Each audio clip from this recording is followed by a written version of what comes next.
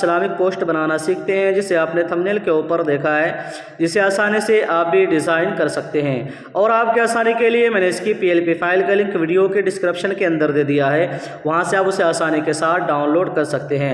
लेकिन ध्यान रहे कि वो PLP फाइल रार फाइल के अंदर है, तो उसे डाउनलोड करने के बाद आपको रार ऐप में एक्सट्रैक्ट करना होगा और वहाँ पर आपको एक पासवर्ड देना होगा। तो वो पासवर्ड इस वीडियो के अंदर 2 हिस्से में यानी 2 बार में आधा आधा करके बताने वाला हूँ, तो आपको पूरी वीडियो ध्यान से देखनी है और ज़रा भी स्किप नहीं करना है।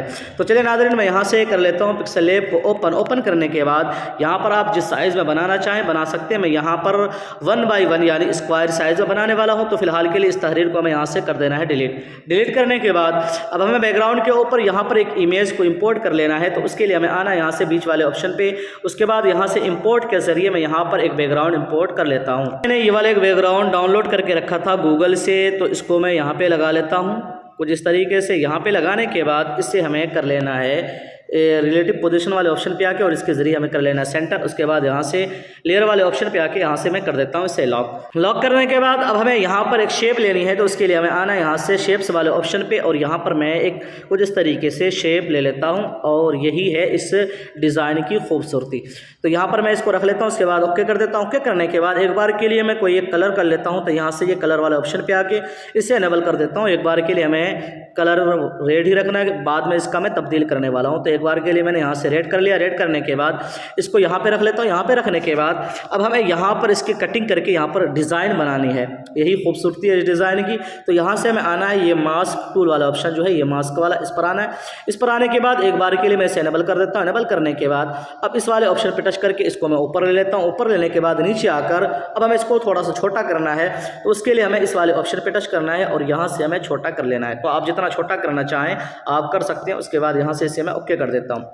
ओके करने के बाद अब हमें यहाँ से इस वाले ऑप्शन पे टच करना है। अब यहाँ पर हमें इसकी सेटिंग करनी है। तो कुछ इस तरीके से मैं इसकी सेटिंग कर लेता हूँ। इन दोनों को यहाँ पे रख लेता हूँ और एक को यहाँ पे रख लेता हूँ और एक को यहाँ पे रख लेता हूँ और इस तरीके से मैं इसकी कटिंग कर लेता हूँ। तो यहाँ पर आप देखें ये आसानी के साथ आप ये काम कर सकते हैं। थोड़ी सी मेहनत है, लेकिन जब आप मेहनत के साथ ये काम करेंगे तो ये काम आप आसानी के साथ कर सकते हैं।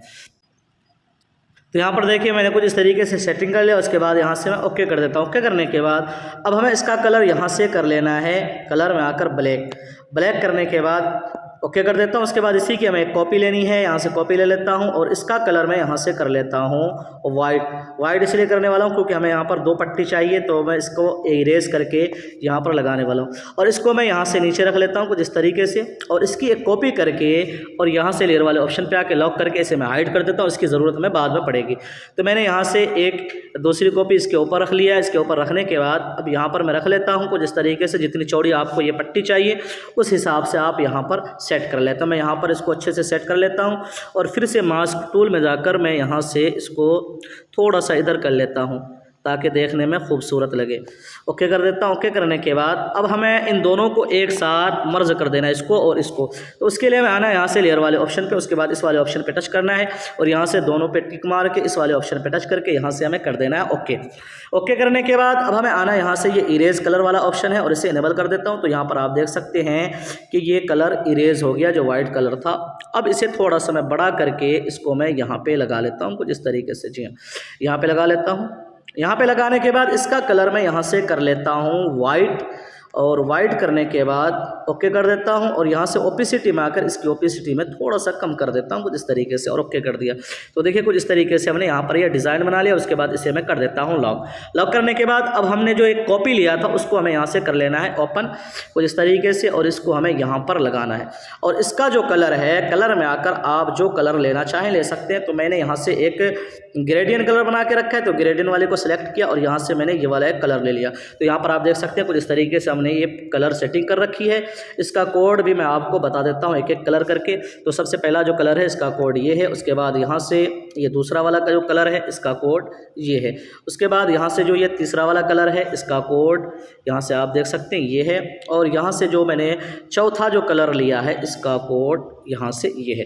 तो ये चारों कलर का कोड मैंने भी आपको बता दिया और इसकी सेटिंग यहाँ पर आप देख सकते हैं। तो इस तरीके से हमने एक यहाँ पर ग्रेडियंट कलर बना लिया। उसके बाद यहाँ से मैं ओके कर देता हूँ। ओके करने के बाद अब हमें यहाँ से देना है स्ट्रोक में आकर, यहाँ से मैं स्ट्रोक दे देता हूँ और स्ट्रोक का जो कलर है तो मैं यहाँ से कुछ दूसरा कलर दे देता हूँ। यहाँ से मैं ये वाला एक कलर दे देता हूँ कुछ इस तरीके से, जी हाँ। उसके बाद ओके कर देता हूँ। ओके करने के बाद इसके स्ट्रोक विड्थ को हमें यहाँ से कर देना है 4।